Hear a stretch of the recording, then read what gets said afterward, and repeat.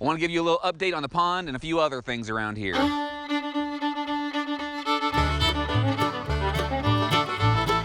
I had a request from some subscribers and some people who comment down below, and I want to give you what you want to give you an update on the ponds. So that's the main thrust of this video. That's what I want to do, but I want to give you, while I'm at that, a few updates on a few other things that are going on around here. Firstly, the cattle. So we have all the cattle in paddock 1. We've also got a couple of goats in here, and we give them hay in a hay cradle. We move this hay cradle around every time. That way it lasts us longer. We didn't know for sure if we'd have enough for the winter time. It seems like we do have enough. We've been putting it in there every 7 to 9 days, and the last couple of times it's been 9 days. I think the time before that it might have been 7 or 8, but I keep track of it on an app. Yesterday, whenever I was bringing it in here, the hay spike that goes on our skid steer, it was not a dedicated hay spike. It went on a skid steer plate, and then the hay spike was on that. It broke, so it was left in the sallyport right here. So we had a sallyport, which is just this area in between. We had 2 gates, one for the pen and then one to get into that sallyport, so you could pull into the sallyport,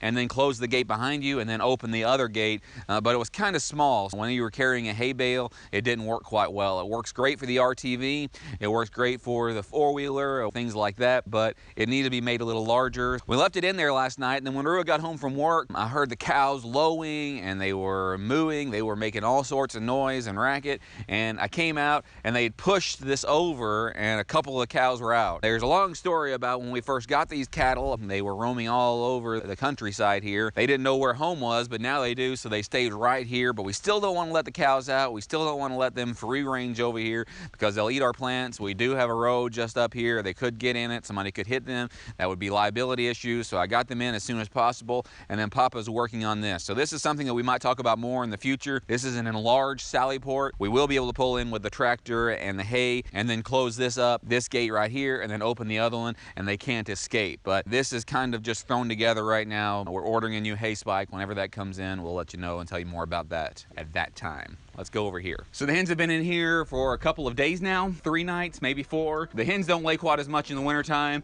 but they have laid my first dozen eggs in here, so that's really exciting. Again, the eggs really aren't the main reason behind it. The main thing I want is the compost, but they are using the nest boxes now. I had to cut them down just a little bit smaller, so they're only about 1/3 or 1/4 of the bucket lid. That way they don't scoot things out of it. But there are eggs in all 4 of these nest boxes, so that's a great thing. I've put lots of deep mulch and bedding in here, so it's doing its job. I'm gonna keep on putting that in here, and then ultimately I'm gonna move things around to make the compost. I'm trying to give them a good start to begin with, but we'll tell you more about that in the future. So here at the bottom of this tower is the geothermal tube. We have it covered up right now, make sure nothing gets in there. We found out as we looked a little bit closer that the way Russ in Citrus in the Snow does it is it's a closed system. So it sucks the air from inside his high tunnel in our case, and then runs it through these tubes, these geothermal tubes, and then puts it back inside. So when we do more of these, which we are probably going to do more, ultimately we'll make them closed, but we'll probably keep this one. It's raising the temperature from the outside to the inside by about 10 degrees, which isn't quite enough. We told you this was a work in progress and we would take you along the whole way. We haven't done any more with this because we've been so busy with everything else. It's been rainy. Both Papa and I kind of have decision paralysis because there are so many things to do here on the homestead.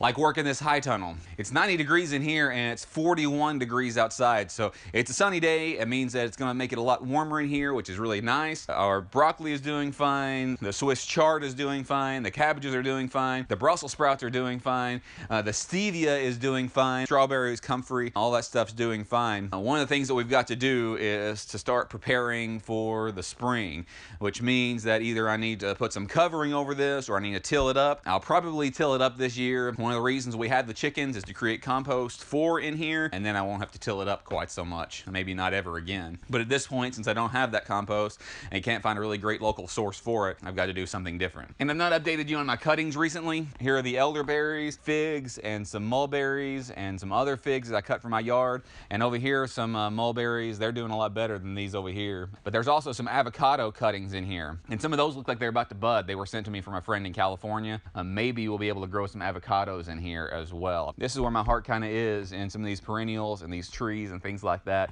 rather than annual vegetables and annual plants. Even though I'm doing those are really nice. I like those, but that's not really what I want to do. I like these over here. So this is really exciting that these things are doing pretty well. And now the pond, you can see some of the wheat that's growing up around it. Not as much of it came up as I wanted it to. It was a little late when we planted it. This is going to create a little bit of biomass avenues for the worms and stuff. It's going to be really great after we cut that, and maybe we can plant some grass this spring or this summer to get it growing pretty well. This is one of those projects that we didn't really think through exactly all that we wanted to do with it. We knew that ponds are a really great thing. We wanted to have a pond here. It's good for fish, it's good for wildlife, it's good for ecology, it's good as an extra water source, and water is life, but we don't know all that we want to do with it yet. Here you've got a little bit better shot of the culvert across the way. We haven't really had a great rain since my last video about it. We're supposed to get a couple inches this weekend, maybe. After we get that rain, then maybe it'll reach the bottom of that culvert. And we have a camera over here that's filming all the time. It's not really great quality camera, but Papa's been saving about 15 minutes of footage every single day, and I'm going to try, if I can, to take that footage and to time lapse it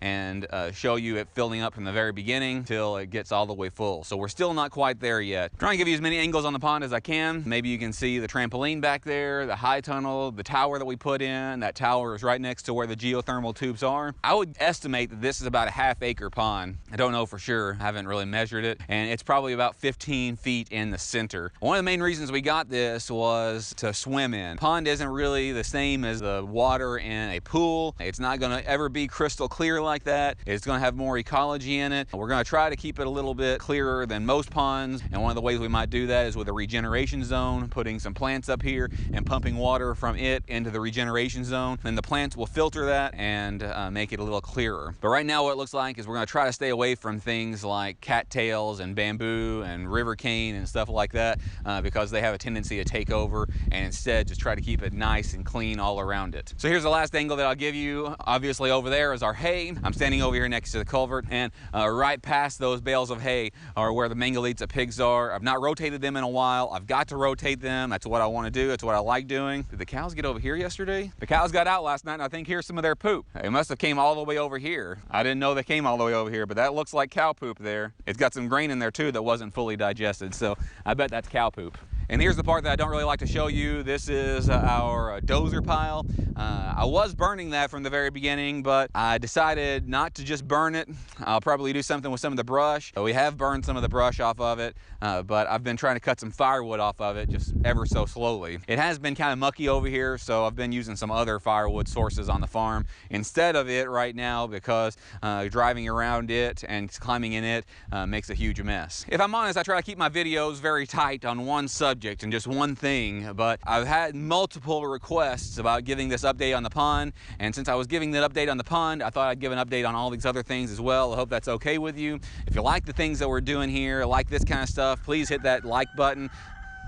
Do you hear my chickens? Please hit that like button. Please subscribe, hit that notification bell, select all so you never miss a notification. We're only a few weeks away from getting to our 1-year anniversary. I'm trying to make a push for 5,000. Right now it doesn't look like we're going to get there, but we might if you'll help me by sharing some of my videos, by sharing this video, by sharing some of your favorite videos of what we've done. That would be really helpful. If you have any ideas of what things that we should do next, some of it is just stuff that you have to do repetitively, just the same time or just the same thing every single day. I've always got to feed the chickens, I've always got to feed the rabbits, I've always got to feed the pigs, I've always got to keep them watered, I've always got to open up my propagation chamber. These are things that I always do. So I don't do a lot of videos about those things, and I don't include that in every video, but even though I'm not including those things are things that we're doing every single day, and we really appreciate you being a part of it and supporting the channel in the way that you do. If you're looking for other ways to support our channel, you can check the About page on our YouTube channel and see a few things there, or there are some things down below as well in the description that you can check out too.